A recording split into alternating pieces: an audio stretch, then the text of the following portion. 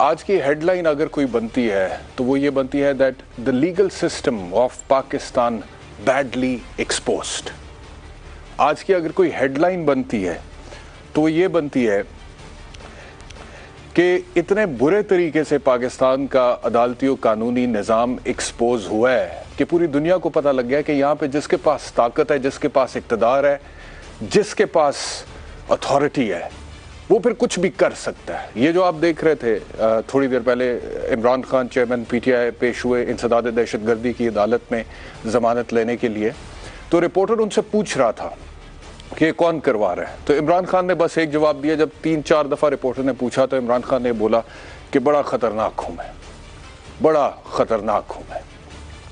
आपने सुना होगा कि यहाँ पर अक्सर ये बातें होती हैं कि भाई फलाने की SHO के साथ वाकफियत थी, इस वजह से उसने फलाने पर झूठा पर्चा करवा दिया, और फिर जैसे जैसे क्लास चेंज होती है, कैटेगरी चेंज होती है, उस हिसाब से चीज़ें आगे बढ़ती है। किसी की IG से वाकफियत है, किसी की SHO से वाकफियत है, उस हिसाब से abuse of process of law और abuse of process of authority Pakistan में होना एक कॉमन प्रैक्टिस है। लेकिन आज ये साबित हो गया है कि अगर किसी के पास ताकत है, अगर किसी के पास इक़्तिदार है, तो फिर इमरान खान को भी वो रगड़ा लगाना चाहे तो रगड़ा लगा सकता है और दहशतगर्दी की अदालत में घसीट सकता है।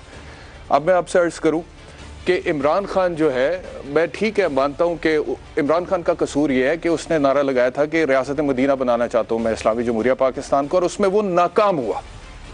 और मैंने तो तनकीद की कि भाई आप कहते थे रियासत मदीना बनाऊंगा, और देखें जुडिशल सिस्टम का क्या हाल है, आप देखें कि गुर्बत का क्या हाल है, आप देखें बाकी चीज़ों का क्या हाल है।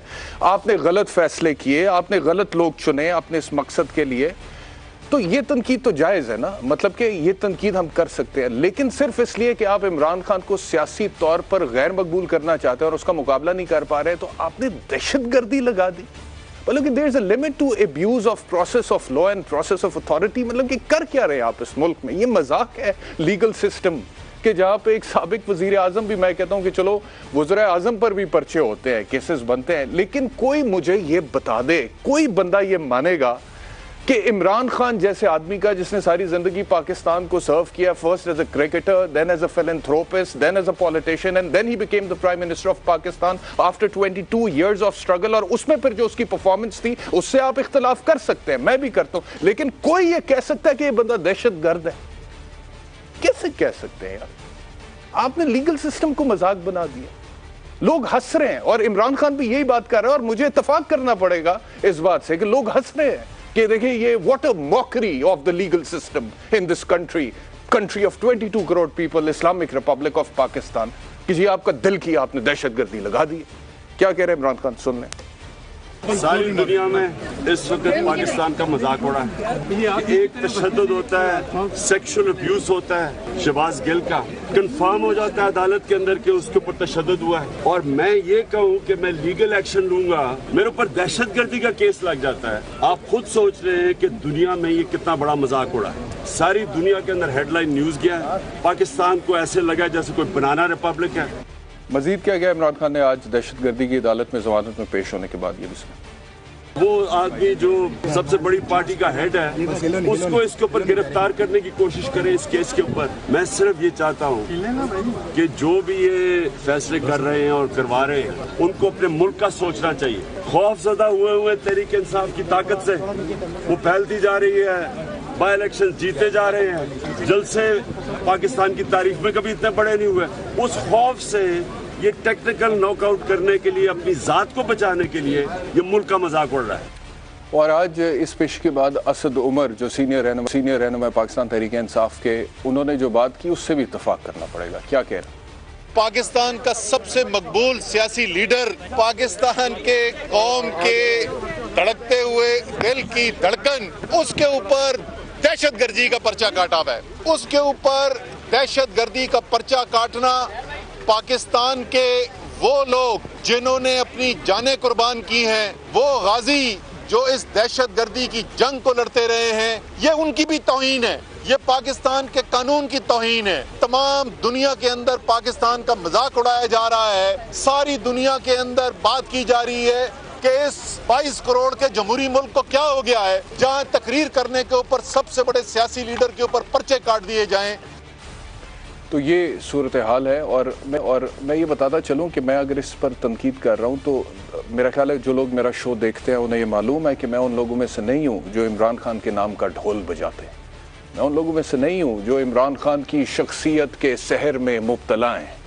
मैं उन लोगों में से नहीं हूँ जो इमरान खान की शख्सियत परस्ती पर यकीन रखते हैं कि जी बस जो इमरान खान ने कह दिया वो ठीक कह दिया। मैंने तो बहुत तनकीद की है इमरान खान पे, आगे भी करूंगा जहां पर मुझे लगेगा कि वो गलत फैसला है, गलत स्टेटमेंट है, गलत पॉलिसी है। बैरूनी साजिश के हवाले से मैंने बहुत तनकीद की।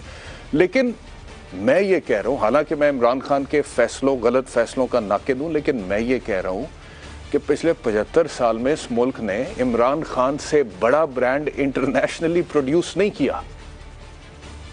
आज भी आप बाहर जाके देखें, इमरान खान से बड़ा brand produce irrespective of his politics, irrespective of his politics, Hindustan ने बड़े बड़े ब्रांड प्रोड्यूस किए, इंटरनेशनल लेवल पे रिकग्निशन है।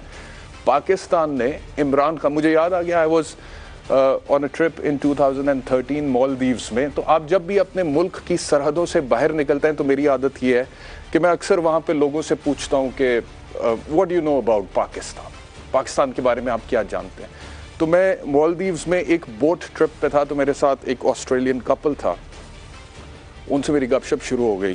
तो खातून ने मुझसे पूछा कि आप कहाँ से हैं। मैंने कहा जी मैं पाकिस्तान से। और अगला सवाल फिर मैंने वही पूछा, what do you know about Pakistan.